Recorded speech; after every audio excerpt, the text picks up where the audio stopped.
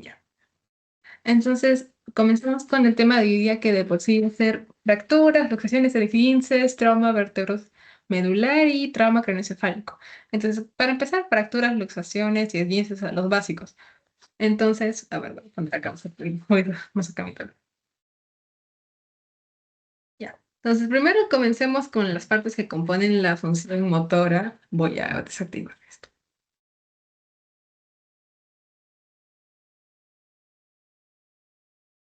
Entonces, como decía, lo que compone la función motora de nuestro cuerpo, que es prácticamente acá donde vamos a enfocar nuestros problemas, son articulaciones, ligamentos y huesitos.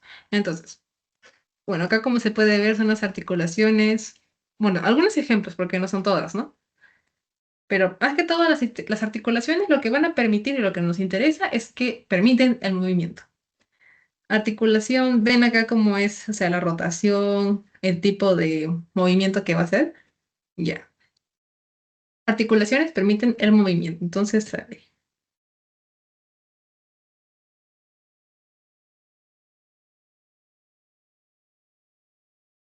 ahora tenemos otra cosa que son los ligamentos. Entonces, los ligamentos van a unir los huesos entre sí. Esto de acá, los ligamentos, es esta cosa blanca, todo esto blanquito de aquí, ya, esos son los ligamentos. Entonces, los ligamentos, bueno, esto es teoría, pero son tejido conectivo. Literalmente conectan. Así que, ya. Y bueno, esto de acá ya es otra cosa, que es sobre el tema de los tendones y los músculos. Los músculos se van a contraer y los tendones van a unir al músculo con el hueso. Entonces, de por sí, los esguinces, luxaciones, fracturas son raramente mortales. Ahora, cuando se va a tratar de una articulación, va a ser una luxación. Cuando se trata de un ligamento, va a ser un esguince. Y cuando se trata de un hueso, una fractura. Ahora, ¿qué pasa? Que no siempre, o sea, por cómo se ve, no vamos a saber de frente si es un esguince o una luxación. No vamos a saber qué cosa es. Entonces, si no estamos seguros de una lesión, hay que tratarla siempre como una fractura. O sea, como si fuera lo más frágil de lo más frágil. Ya. Dicho esto, primero pasemos al tema de los esguinces. Como dije, los esguinces van a ser torcedura de ligamentos. Bueno, ahí está. Entonces, normalmente, o sea, algo clásico de un esguince es que va a ser un dolor que va a disminuir con el tiempo y va a ser algo así como que se vaya, el ligamento, por ejemplo, esto de acá, se va así como que romper poquito a poquito. Ahora, el grado de qué tanto se haya roto va a ser prácticamente, pues, qué tan, qué tan fuerte haya sido el esguince. Entonces, lo más clásico de un esguince que va a caracterizar va a ser el tema de que, bueno, inflamación va a haber. Siempre va a haber inflamación en este tipo de tanto fractura, luxación. Pero es el hecho de que va a haber una equimosis, o sea, va a haber como un pequeño moretoncito. Va a haber una parálisis, dependiendo también del grado, y va a haber una impotencia funcional. Ahora, hay diferentes tipos de impotencias funcionales, pero lo que, o sea, caracteriza el esguince es que va a ser como que gradual. Puede que haya en un momento y luego va a aumentar o disminuir, dependiendo del grado.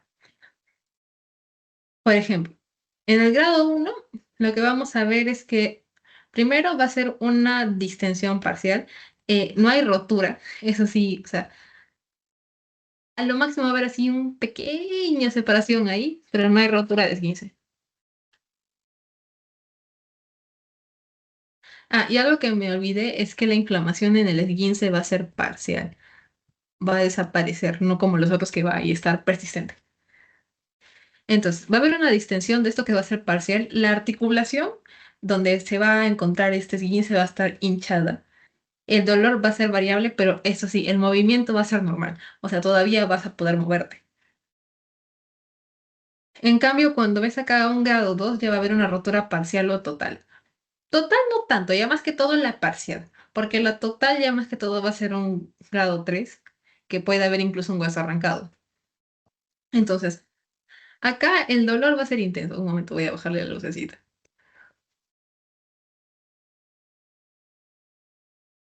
Ya. Entonces, acá el dolor va a ser intenso. Ay, Dios, se ha quedado ahí, la pantalla.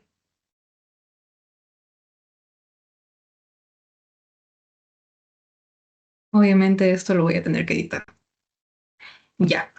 Entonces, seguimos en la parte de grado 2.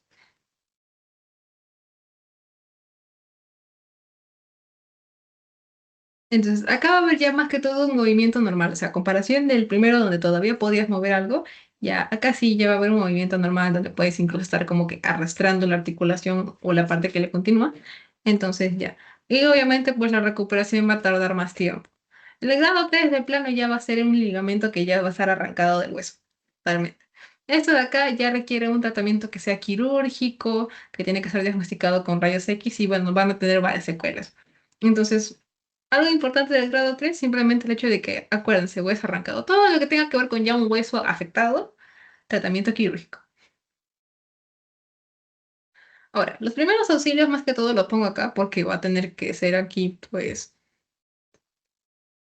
bueno, tanto esguince como luxación van a tener los primeros mismos auxilios, que van a ser primero inmovilizar, luego tener en reposo, elevar la zona y compresas frías en caso de haya dolor. En cuanto a las luxaciones, más que todo, como les dije, va a ser cuando hayan dos articulaciones que se van a mover, se van a separar. Entonces, o sea, por ejemplo, cuando había un esguince, nosotros hablábamos de una inmovilización, una impotencia funcional que va a ser gradual. Acá no, acá la impotencia funcional va a ser desde el momento en que ocurre la luxación. ¿Ok? O sea, ya no vas a poder mover el brazo. O bueno, en sí el lugar donde haya ocurrido la luxación, ya no vas a poder mover. Entonces, si bien es cierto, va a afectar principalmente a los ligamentos que van a unir, o sea, como dices, se van a separar dos articulaciones, entonces ya no vas a poder, ya no vas a poder moverlas. El dolor va a ser un dolor agudo y, bueno, claramente habrá una deformidad. O sea, imagínate que tu hombro se vaya para adelante. Obviamente no, o sea, es deforme, o sea, es mucho más notorio. Ahora, ¿qué más va a haber? Va a haber, más que todo, puede ser tanto al momento como después, va a haber una hemartrosis que prácticamente es hemorragia dentro de la cavidad donde había una articulación. O sea, acá, por ejemplo, aquí va a ser la hemartrosis. Y otra cosa es que va a haber un daño neurovascular. O sea, el daño neurovascular, más que todo, vamos a referirnos a cualquiera de los vasos sanguíneos que tengan que estar, o sea, conectados o tengan relación con el cerebro, con la médula vertebral y también con el tronco encefálico. Ahora, seguimos con el tema de la luxación, solo que esto ya es como que más teórico. El tobillo va a ser como que la luxación más común, o sea, con la típica de que, ay, se me fue el tobillo para un lado, pero, o sea, todavía no llega a ser luxación. Luxación es cuando, pum, se te dobla el tobillo y ahí quedó. Entonces, esto más que todo ocurre por un tema de postura, mala postura, cuando estás caminando mal, y también tiene que ver mucha relación con el peso. O sea, no es lo mismo que ser una persona pues delgada, tenga se doble el tobillo, a que una persona gordita pues se doble el tobillo y ¡pum! Entonces, en cuanto al lugar también, o sea, el hombro, o sea, yo lo hice así para acá, a la parte anterior, porque es lo más común. De hecho, es una luxación de las más, o sea, después del tobillo, lo que le sigue es el hombro. Entonces, pero del hombro, o sea, lo más común es que se vaya para adelante que para atrás. O sea, yo cuando pongo acá de anterior recuerden, tenemos dos caras, o sea, la anterior y la posterior. Anterior es la que está adelante. Entonces ya también pueden acordarse como que el 95% de las luxaciones del hombro son adelante y el 5% atrás. Entonces, la rodilla, bueno, va a tener un compromiso de rótula y si no, o sea, si está comprometida la rótula, de plano ya no vas a poder mover la pierna, porque la rótula es la que permite ese movimiento. Y bueno, la cadera más que todo va a ser algo secundario a trauma. Ahora, fracturas, como ya dije, esto más que todo tiene que ver con qué, con los huesitos. Entonces, ¿cómo se van a dar? Por trauma. O sea, puede ser por un tema de un accidente. Patológicas, porque hay incluso algunas patologías que pueden causar fracturas. eh, por ejemplo, la osteoporosis, fatiga de marchas y obstétricas, por ejemplo, una mujer dando a luz, ahí fractura de pelvis. Ya. Entonces, primero vamos a ver esto de acá. Ahora, motivos puede ser, bueno, según la exposición, primero para exposición. Voy a ponerlo, bueno, no, primero. Tenemos la fractura cerrada o simple o la abierta o expuesta. O sea, creo que se nota que acá, o sea, hay una continuidad de la piel, o sea, no está rota, no hay ninguna, rotura de piel. Entonces la fractura es interna prácticamente. Entonces que se quede mejor esa de que cerrada o simple es interna. Y esta de acá que es abierta o expuesta, creo que ya se sobreentiende de que, o sea, acá pues salió de la piel. Es esa fractura que tú vas a ver el hueso afuera. Entonces, los tipos de fractura en un adulto, o sea, los que más frecuente van a ser, porque no digo que sean todos, van a ser la transversal, o sea, como se puede ver acá, pues hay o sea, como quien dice, un corte seco así, un corte limpio, ya, este es el transversal. El oblicuo, pues va a ser de costadito. El espiral es prácticamente, o sea, esto va a ser mi hueso y va a ser así, flap. Va a dar una vuelta ahí, ya. Algo así es la espiral. De ahí, alas de mariposa va a ser porque todo se va a hacer así, o puede estar así también. O sea, va a haber como un triangulito, ya, esas alas de mariposa. Y cuando ya está totalmente destruido el huesito, o sea, miren eso, por acá hay otra parte, otra parte, otra parte, otra parte, ya, esa de ahí es la cominuta. Ahora, en niños hay una como que ventaja, por así decirlo, en las fracturas, y es que primero los huesos son tan flexibles que es casi, casi imposible. Bueno, no digo imposible, porque de hecho se fracturan a cada rato, pero es casi imposible el hecho de que termine siendo una fractura muy, como que comprometa gran parte de su vida. ¿Por qué? Porque primero se recuperan rápido, segundo, son huesos moldeables. O sea, más que todo lo que va a ocurrir es esto, deformación plástica. O sea, tú tienes el hueso y en vez de que se rompa como o sea, como ocurre acá en el tallo verde, que es como ven acá algo chiquito, ya, lo que va a pasar es que el hueso se va a deformar como una plastilina, y ahí queda. Entonces, claro, o sea, eso se tiene que corregir, ¿no? Pero no es como tal una fractura. Más que todo va a ser una deformación. Ahora, entonces tenemos las clásicas fracturas en niñas que como ven no es como que se fracture por completo todo el hueso, sino que es, o sea, deformaciones.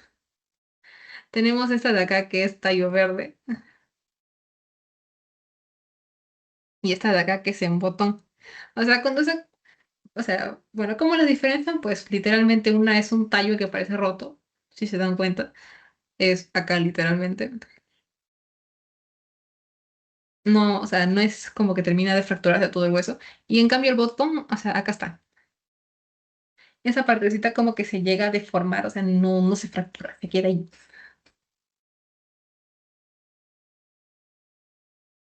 Ahora, la causa van a ser cuatro. Primero voy a poner la que no pongo porque es como que, o sea, no ocurre tanto, que es por estrés físico, o sea, que tu cuerpo ya no aguante, por así decirlo, el peso al que lo estás sometiendo. Luego va a ser una causa directa, como puede ser, por ejemplo, una patada bien intencionada ahí. La indirecta o secundaria, porque va a ser secundaria, pues, o sea, tú puedes sufrir un golpe, por ejemplo, vamos a mostrar acá la parte de la pierna, ¿no? Pero tú puedes sufrir un golpe en la parte de arriba y secundario a eso, a la fuerza que se va a presentar en este golpe, en ese trauma, va a haber una fractura en la parte de abajo, por ejemplo. Eso es indirecta. Y esto de acá es por aplastamiento. Ahora, el aplastamiento lo vamos a ver más que todo, por ejemplo, en trauma vertebromedular. Aquí no tanto, aunque sigue siendo una fractura, claro. Ahora, cuadro clínico, ya, a ver, imaginen una fractura. El primero, el dolor. Segundo, la deformación. Casi siempre es muy, notoria las deformaciones por fracturas. De la impotencia funcional, obviamente una persona con una fractura, ¿qué va a hacer? Prácticamente va a estar así. Si en el brazo se va a estar agarrando el bracito. Si va a estar en la pierna, se quedan ahí agarrando. ¿Por qué? Porque no pueden, o sea, es el dolor. De ahí una crepitación, la movilidad normal también. Y bueno, hemorragia, que ya sabemos que dentro de los huesos, pues hay sangre. Entonces también puede haber una hemorragia dependiendo bueno, más que todo puede haber un shock hipovolémico dependiendo de qué huesos haya sido afectado. Entonces, primeros auxilios de fracturas es diferente a las luxaciones primero porque no hay que transportar sin inmovilizar. O sea, esto es como que tanto en el 15 como en luxación es más, ¿cómo decirlo? Más negociable. Acá no, acá es un común total no negociable el no transportar sin inmovilizar. Tienes que inmovilizar sí o sí antes de transportar. Luego, en caso la fractura esté expuesta, tienes que descubrirla. O en sí el lugar donde haya la fractura tiene que estar descubierto. Luego, prevenir el shock. Hipovolémico, como les dije, y trasladar al centro de salud más cercano que pueda con esto. Si se escucha el carro de basura, pido perdón. Sí. Entonces, el tratamiento más que todo va a ser primero los analgésicos, eh, dependiendo ahí el tipo de dolor, de ahí la inmovilización, una inmovilización blanda, que puede ser férulas inflables o de cartón, o las rígidas, como pueden ser de madera o de yeso. Normalmente las que son como que más conocidas van a ser las férulas de madera, o sea, todo lo que es inmovilización rígida. Y de ahí la tracción, que puede ser blanda o esquelética, que bueno, esto lo vamos a ver en la siguiente diapo. Entonces, la reducción es más que todo el poner los huesos en su lugar. O bueno, más que todo acá comienzan fragmentos óseos. Entonces, más que todo acá que se tiene que utilizar, pues primero el uso de analgésicos, o sea, para que no haya dolor, para evitar contracturas, evitar dolor, entonces ya, eso se tiene que hacer. Ahora, maneras tenemos la incruenta y la cruenta. O sea, voy a ponerlos acá con la jiji. Ya, entonces tenemos la incruenta y la cruenta. La incruenta va a ser un traccionamiento, un fragmento distal con proximal. O sea, tenemos un hueso. Voy a poner acá este cuadrado como un hueso. ¿Qué hueso es? No sé. Simplemente es un hueso X. Un hueso largo, dicho sea de paso. Entonces, tenemos su parte proximal, que es como que la que está más cerca a la cabeza o al centro en general, y la distal, que es la más lejana. O sea, por ejemplo, si yo me fracturo el húmero, la parte distal sería la que está con el hombro y la proximal, que digo, la parte proximal, perdón, sería la que está con el hombro y la distal la que está con el codo. Ya. Entonces, esto de acá se rompe, bueno, se fractura. Lo que se quiere hacer con la incruenta es juntar estas dos partes. O sea, en caso estén separadas, vamos a poner que están así. Ya. Supongamos que esa es mi fractura. Entonces tenemos que tratar de poner como que juntarlas, así lo más fijo posible en la incrusta. Ahora, como dice, se tiene que corregir angulación, o sea, se tiene que estar totalmente así, como normalmente encontrarías un hueso. Entonces, tiene que hacerse de uno a dos intentos, en uno o dos intentos, y si falla, ya toca la reducción quirúrgica, que ya sería la cruenta. Entonces, la cruenta, más que todo, ya va a ser tratamiento quirúrgico y ya se tiene que tomar, bueno, primero tienes que tomar los rayos X para ver eso. Ahora, inmovilización o fijación. Esto ya, tenemos bueno, voy a separarlo así. Ya. Tenemos la inmovilización externa y la interna. O sea, creo que ya se pueden imaginar cuál es la diferencia, pero prácticamente la externa es que no va a ser invasivo, no vamos a necesitar ningún tipo de cirugía o, pues, como digo, eh, procedimiento quirúrgico. Entonces, bueno, acá esto de acá, como pueden ver, es una férula. Esto de acá es la inmovilización con tablas. O sea, esto de acá es común por ejemplo, me refiero a esto. Este de acá es común, por ejemplo, en el prehospitalario, en las ambulancias, cuando tratas ahí de inmovilizar hasta llegar al hospital. O sea, se puede improvisar. Y esto claramente ya es algo hecho, o sea, esto ya es claramente algo hecho ya en traumatología. Y la interna, pues, prácticamente te van a hacer como si fueras un robotcito, agarran y van a fijarte con clavos, clavos y tornillos. Entonces, complicaciones, bueno, más que todas las complicaciones del hueso en general. Bueno, como dice acá, pura teoría. ¿Por qué? Porque es la verdad, pura teoría. Entonces, retardo, ausencia de consolidación, o sea, que no pueda el huesito todavía como que volver a lo que era. Rigidez articular, atrofia de Sudeck, necrosis vascular, miositis ossificante, consolidación viciosa, infecciones. Ya. Ahora, respecto a los tejidos, tenemos, o sea, los tejidos que están alrededor o circundantes por ahí. Entonces, hemorragia interna o externa, shock hipovolémico, lesiones vasculares, neurológicas o viscerales. Sí. Ahora, ay, Dios, esto me encanta.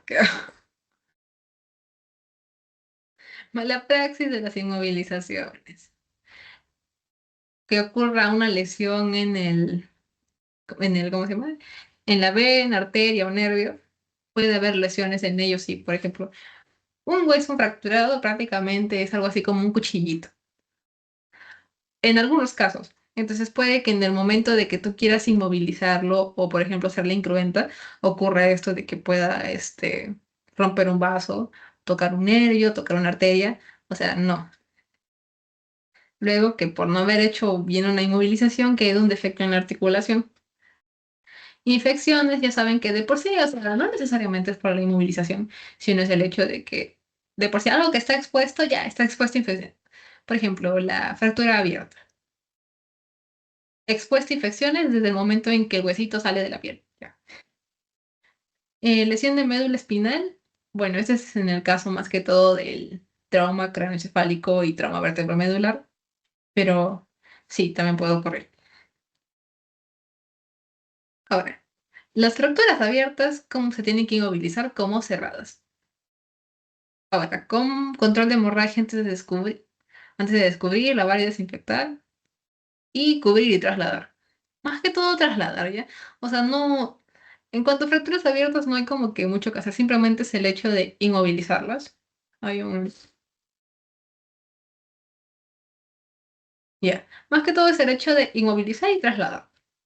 Y controlar la hemorragia, porque como ya saben, una fractura abierta, pues es una disolución de continuidad. Ahora, no acomodar o reintroducir. ¿Por qué? Porque acá ocurriría también lo que es acá la lesión de la vena, la arteria, el nervio. Eso puede ocurrir. No las pomadas cicatrizantes. Recuerden que es como tal, está tejido vivo abierto. No, no se sabe qué cosa puedes poner aún. Y no vendaje apretado. Ahora, si quieres usar un material improvisado porque estás en la calle, o bueno, en general también puede ser porque estás en una situación de emergencia. Elementos de reemplazo a las férulas y fijar miembro superior al tórax y miembro inferior en su opuesto. O sea, bueno, este puntito debería ir acá, ¿ok? Ya. Los elementos de reemplazo a la férula puede ser, como les digo, tablas de madera. ¿Y cómo se tienen que hacer? En caso sea miembro superior, tienes que fijar, o sea, eh, bueno, este es el tórax. Acá tienes tus bracitos, ¿no? Ya. Entonces, ¿qué tienes que hacer? Este brazo lo juntas aquí. Este brazo lo juntas aquí. Tienen que andar pegados. Y bueno, los miembros inferiores en su opuesto significa que esta es tu pierna, bueno, acá se ve como que esta es mi pierna derecha, esta es mi pierna izquierda. ¿Cuál es el opuesto del derecho? El izquierdo. ¿Cuál es el opuesto del izquierdo? El derecho. Pum, se junta. Ahora, y ya. Entonces, mantener el miembro lesionado donde quedó después del accidente. O sea, no hacer, prácticamente esas, juntarlos, pero el miembro lesionado como que mantenerlo ahí. No, no hacer tanta cosa con él, simplemente inmovilizarlo. Ahora, ¿qué no hacer? Recuerden que como que como digo, el no negociable es el no inmovilizar. Entonces, ¿qué no hacer? Mover sin inmovilizar. Maniobras bruscas que puedan terminar por fracturar aún más. O sea, imagínate que, por ejemplo, ¿no? Tengamos una fractura como esa de acá y por un movimiento brusco termines totalmente rompiendo y termine en una fractura oblicua transversal. Luego, atar con fuerza porque interrumpe la circulación. O sea, con atar con fuerza significa que no hagas como un torniquete. Aplicar masajes, ¿por qué? Porque puede que, o sea, cuando una persona hace como que masajes, bueno, en realidad masajes y fomentos calientes. Cualquiera de los dos lo que va a hacer es que haya más circulación, entonces puede promover ahí ya que haya una hemorragia. Ahora, en caso de columna cervical, aunque no sé si eso también se puede adoptar en trauma craneoencefálico. Tiene que haber una inmovilización manual, tenemos que usar el collar cervical y el resto de la columna con inmovilizador. Ya. Esta de acá más que todo lo voy a hablar en la parte de trauma craneoencefálico, ¿ok? Luego, bueno, esto ya más que todo son indicaciones de cómo utilizar un collarín cervical. Si no estoy mal, han utilizado esto, así que no creo que tenga que explicarlo, pero simplemente es el hecho de que primero, un básico, las movilizaciones inadecuadas del cuello pueden provocar lesiones espinales. Ya vamos a ver por qué. Ahora, a ver, esos dos puntos se resumen en uno solo. Tienes que utilizar la talla correcta de collarín, tienes que ajustarlo bien porque si no puedes hacer una hiperextensión o puedes hacer de que haya pues una flexión cervical que no queremos. Luego, el cierre excesivo, incomodidad y dificultad respiratoria. Esto es pues muy cierto, o sea, tienes que, bueno, si el paciente está inconsciente, ya, pues, ¿qué vamos a hacer? ¿No? Pero si está consciente, sí, preguntar también si es que aún puede respirar, si se le dificulta. Y ya. Inadecuado cierre del collarín, pues ya, pues se desprende el collarín y plaf. Ahora, ¿qué hacer, por ejemplo, en las espinales, ¿no? Fracturas espinales, recuerden que por ahí pasan los nervios. Primero, ¿qué no hacer? Buscar una Ya, y acabo de entender mi propia diapositiva. Jiji. Ya, primero tienes que buscar una camilla o una superficie para trasladarlo que en su, o sea, de ser posible que sea plana. Ahora, movilizar entre varios. De por sí, este tipo de fracturas va a ser bien urgente porque, o sea, Mm, ¿cómo explicarlo? Como les dije, ahí pasan nervios, entonces puedes por ahí ocurrir ¿cómo se llama? Un riesgo de quedarse ahí parapléjico, por ejemplo. Y ahora, no flexión, extensión del tronco y cadera. ¿Por qué? Porque puede terminar de fracturar. Entonces, traten de no inmovilizar como esto, sino, ya supongo que les van a enseñar cómo inmovilizar esto. Pero en sí es entre varios. Entonces, ya, esa es la primera parte que es fracturas en general. Entonces, trastorno de conciencia y trauma vertebromedular. A ver, ¿qué hora es? Son 9:50.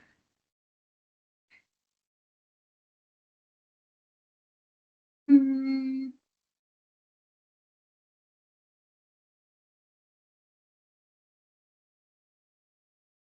¿Ya preguntas o algo?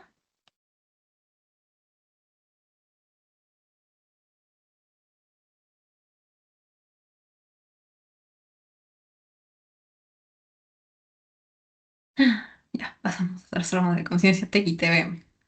Entonces, más que todo, ahorita el tema de la conciencia lo vamos a como que pasar rapidito, porque acá lo que me interesa es trastorno craneoencefálico y trauma vertebromedular. Así que bueno, conciencia es que la persona se dé cuenta cuál es su entorno y su nivel de conciencia se va a basar pues en eso. Entonces, ¿cómo lo vamos a valorar? Por el estado de alerta que vamos a tener poderoso ADDI, que significa que una persona te responde cuando está alerta, o sea, tú la encuentras y está ahí, en sus cinco sentidos. La B de verbal, o sea, que va a estar ahí inconsciente o dormida, tú le preguntas, oye, ¿estás bien? Y ¡pum!, te responde. De ahí tenemos al que te responde doloroso. O sea, un estímulo doloroso ahí ya te está respondiendo. Y al inconsciente. Y de inconsciente. Ahora, ¿de qué me va a servir esto? Normalmente, por ejemplo, en la escala ABDI, tenemos a somnolencia,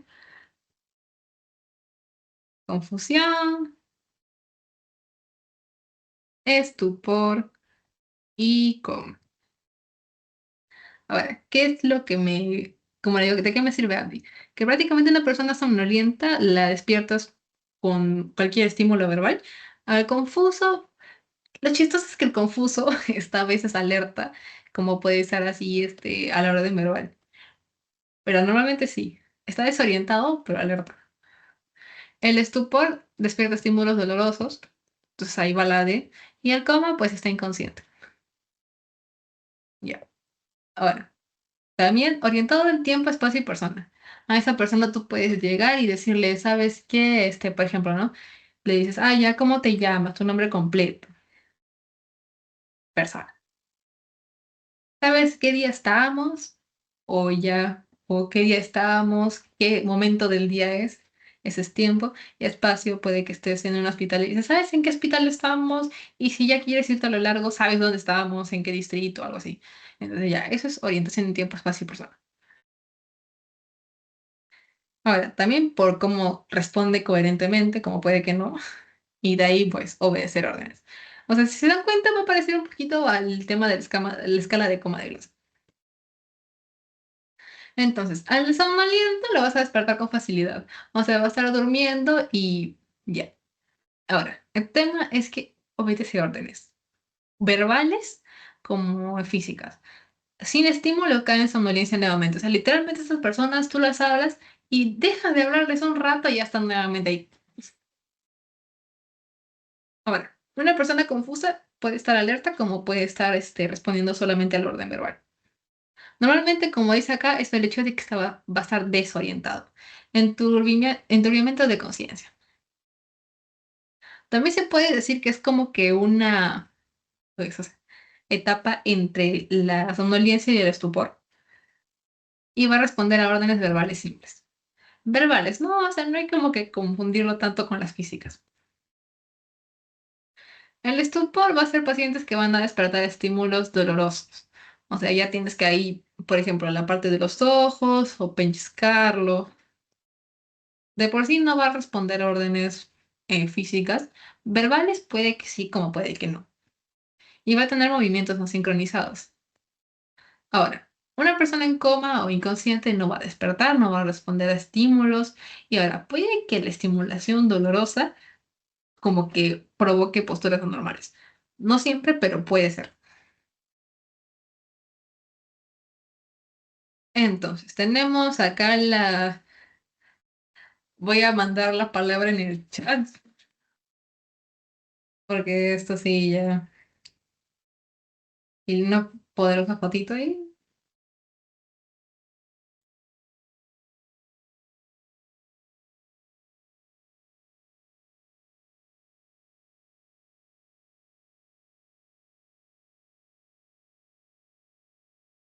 Ya.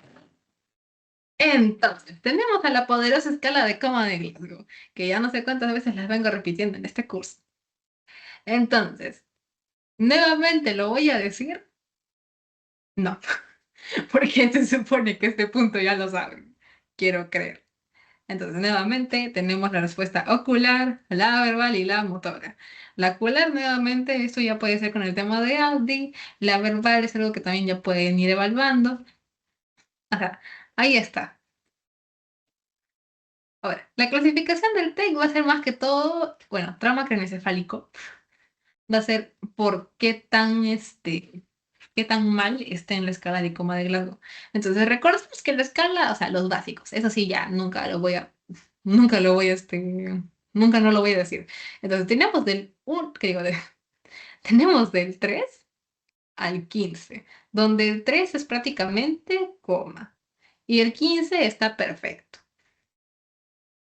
Entonces, de ahí tenemos el que es menor a 8 que prácticamente es intubación. Ya, entonces, dicho eso, tenemos la clasificación del TEC según Glasgow. Leve va a ser cuando tiene un Glasgow de 14 a 15, o sea, prácticamente está como que en sus 15 sentidos. Puede que no responda algo bien en la parte motora como en la verbal, porque normalmente está lerdo. El moderado va a ser de 9 a 13 y la grave cuando ya va a ser menor a 8.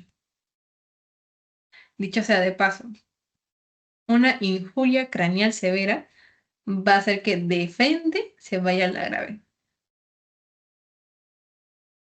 Entonces, ¿qué es una injuria craneal? Va a ser algo causado por una fuerza externa que va a comprometer al cráneo y su contenido. O sea, todo lo que esté ahí, el cerebro, encéfalo, tálamo, hipotálamo, todo.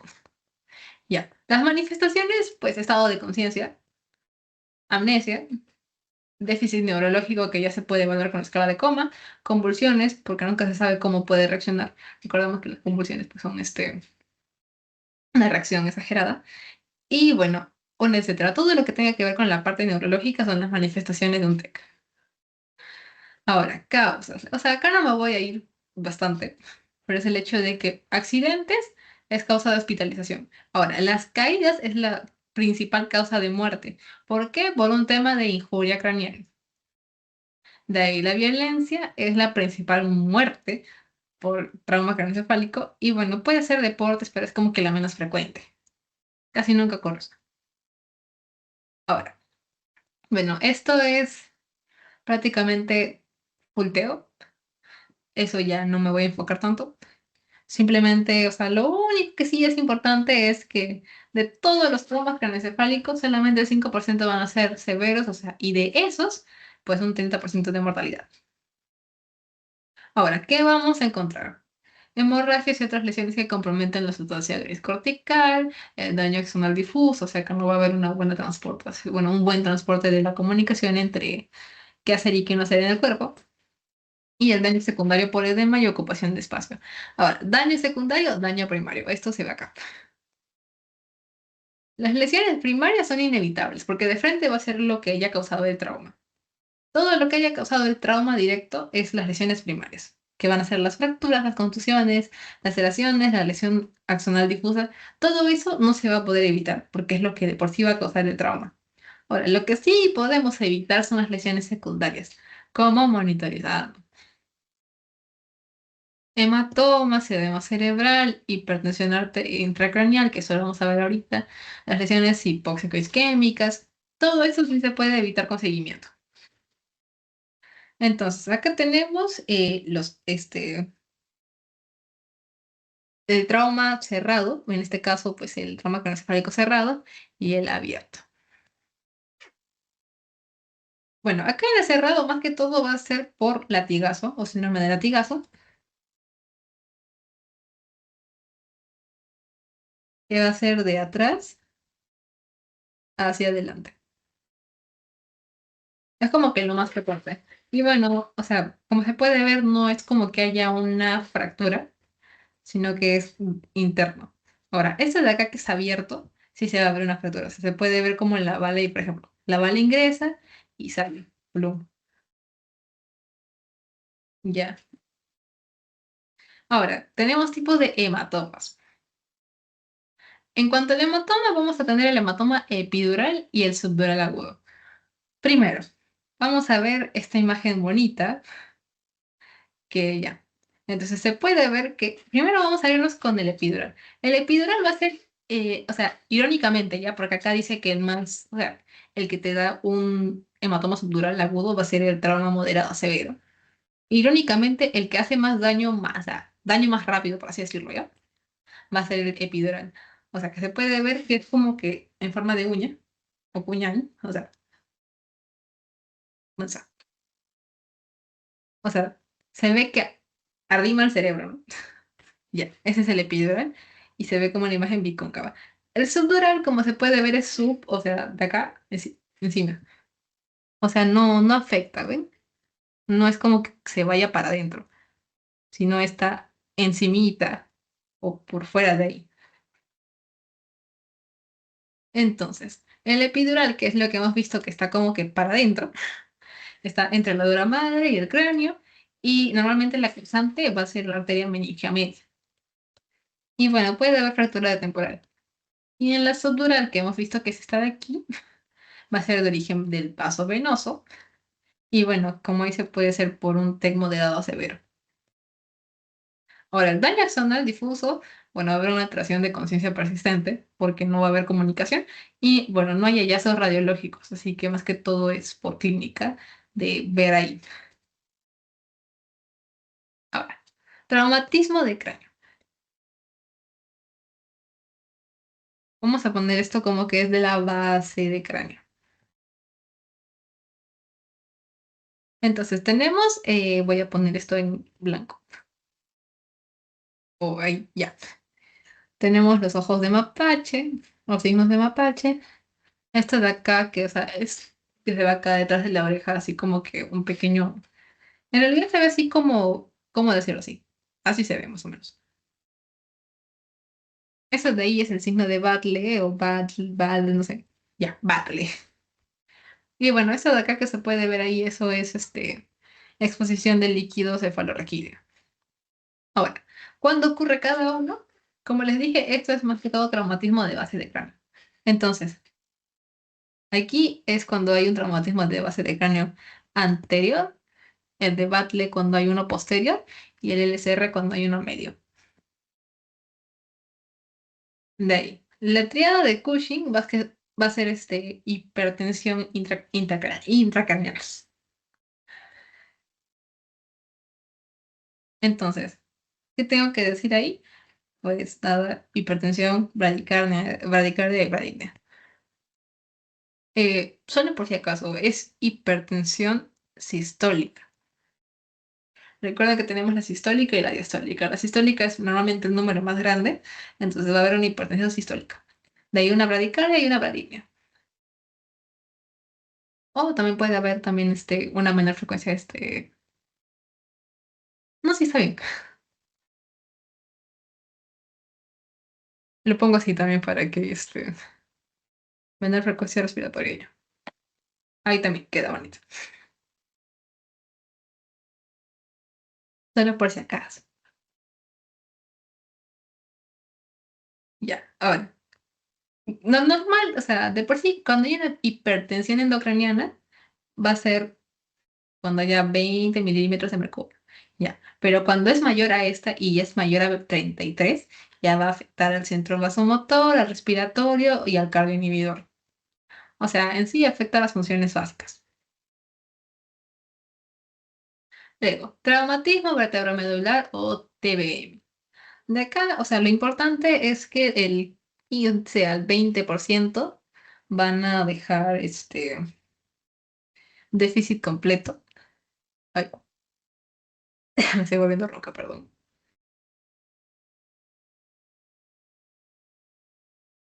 O sea, que el 15 al 20% de las personas que vayan a sufrir uno de estos traumas ya no van a poder moverse. Ahora, normalmente, ¿por qué van a ser? Por accidentes de tráfico, deportivos, laborales o de por sí lesiones neurológicas y secuelas. Dios mío, perdón. Ya. Entonces, lesiones primarias a la de vértebra, ¿de qué? Lesiones primarias de médula espinal van a ser, como ya se imaginarán, traumatismos. Ruptura, compresión, contusión, flexión, abulsión de elementos neurales, todo lo que tenga que ver con neuronas, ya, por eso va a ser. Pero recuerden que médula espinal se va a comprometer esta parte. O sea, todo lo que sea neural, elementos neurales que esté por aquí, es una lesión primaria de médula espinal. Ahora, ¿por qué más? Fractura o dislocación de vértebras. Por acá también estaba, vamos a mencionar el hecho de, con fracturas y dislocaciones, recordamos las fracturas por aplastamiento. Entonces, aquí es donde les dije, esto vamos a verlo más adelante. Esto. Ahí adentro hay, pues, neuronas, ahí está la médula espinal. Entonces, uno de esos aplastamientos puede afectar ahí la médula y ahí ocasiona el trauma vertebromedular.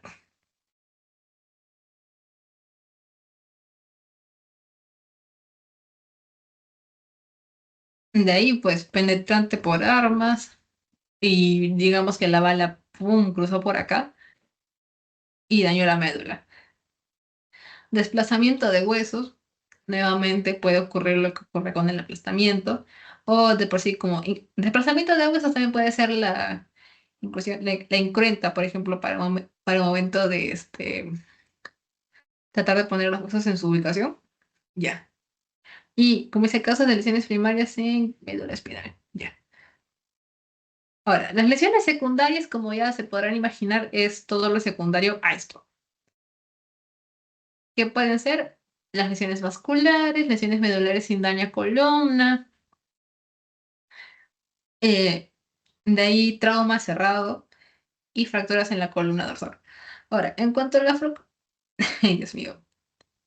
En cuanto a la fractura en columna dorsal, lo importante de aquí es, a ver, voy a ponerlo acá con esto de aquí que se sigue, ya. En cuanto a la fractura de la columna dorsal, lo que nos importa es proteger esto, las 12 vértebras de la caja torácica, ¿ok? Ahora, de por sí, la fractura en columna dorsal es rara, sí, pero compromete esto. Así que hay como que cuidarlo. Entonces, ¿dónde se va a comprometer el tramo vertebromedular? Va a ser aquí, en las cervicales, en las torácicas, las lumbares y sacrocoxis que van a ver, pues, 9 vértebras. Ahora, ¿cuántas son en sacro? ¿Cuántas son en coxis? 4 y 5 como 5 y 4, o sea, no se puede distinguir. Pero son 9, o sea, sacrocoxis juntas son 9 vértebras. Ah, entonces, en cuanto a las vértebras cervicales, ya creo que lo he dicho hasta la infinidad, que es el hecho de que las complicaciones de la médula por lesiones de médula van a ser compromiso respiratorio de S3 y 5. Ya lo he dicho 50.000 veces.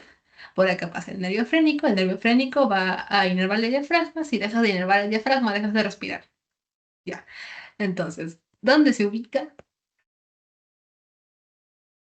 Ahí tenemos de 1, 2, 3. Esta es la 3 y esta es la 5. Ya. Por aquí está el bendito nervio frénico, donde si lo destrozas, ya no respiras.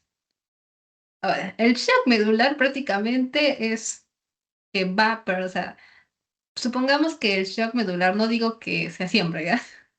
Supongamos que el shock medular ocurre, por ejemplo, aquí.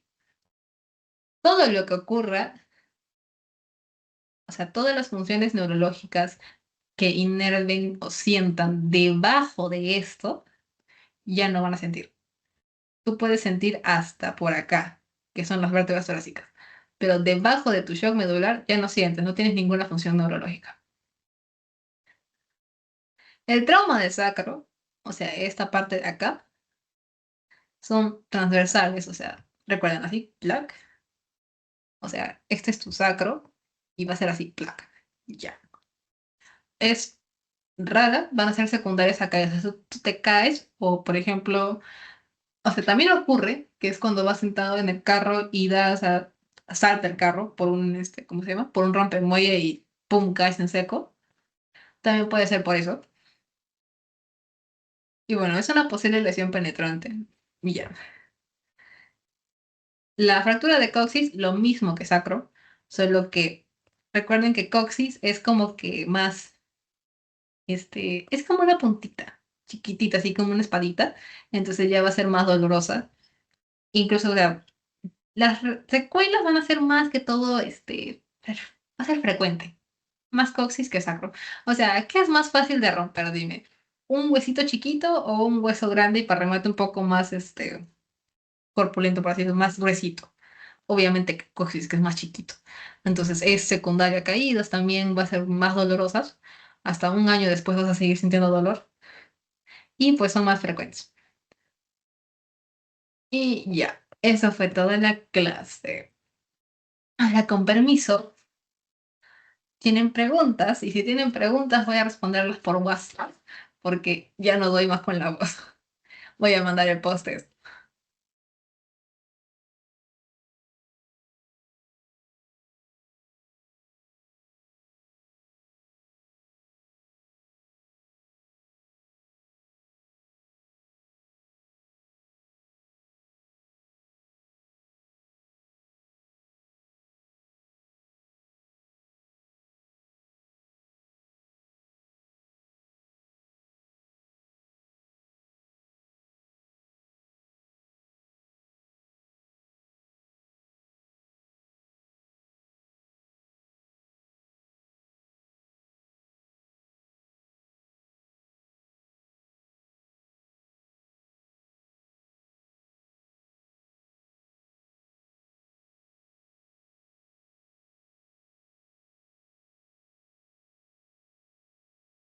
Ya les mandé el post de eso.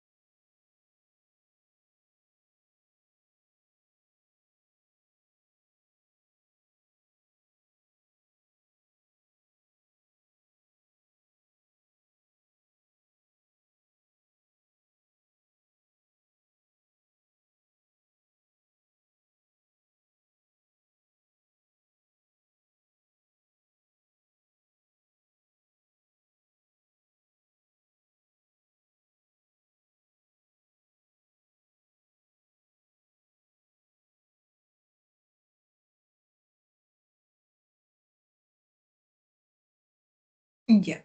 Entonces, toca nomás poderoso. Entonces, en el contexto de las lesiones articulares, ¿cuál de las siguientes afirmaciones es correcta respecto a las fracturas? A ver, ¿las fracturas son lesiones que solo afectan huesos largos? No, hay distintos tipos de huesos. ¿Las fracturas siempre se presentan con hinchazón insignificativa? No, esto más sería como que una luxación o un esguince. ¿Siempre son el resultado de un trauma directo? No. Suelen clasificarse en abiertas y cerradas dependiendo si hay o no ruptura de pie. En el diagnóstico diferencial de esguinces y luxaciones, ¿cuál de los siguientes signos clínicos es más indicativo de una luxación? Ya. Dolor localizado, ambos. Sensación de crujido al mover la articulación, ambos. Limitación del rango de movimiento, hay ambos. Deformidad evidente, esto sí es lo que va a caracterizar una luxación. Al evaluar a un paciente con una posible fractura, es importante considerar la posibilidad de lesiones asociadas.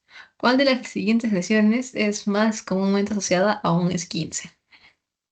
Ahora, fractura del hueso adyacente no es tan común, recordemos que eso ya es más que todo grado 3. Del nervio periférico, nada. Hemorragia interna, eso podría ser más que todo con luxación. Esguince es la lesión de los ligamentos en la misma articulación. ¿Cuál es la causa más común de hospitalización? Ya, recordemos que las caídas es como tal la causa número uno de muerte. La violencia es la causa más común, o sea, la causante de TEC. Y los accidentes es lo que más causa hospitalizaciones.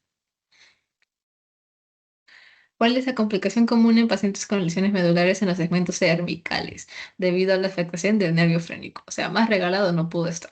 Compromiso respiratorio. Entonces, eso sería toda la clase. Voy a dejar de grabar.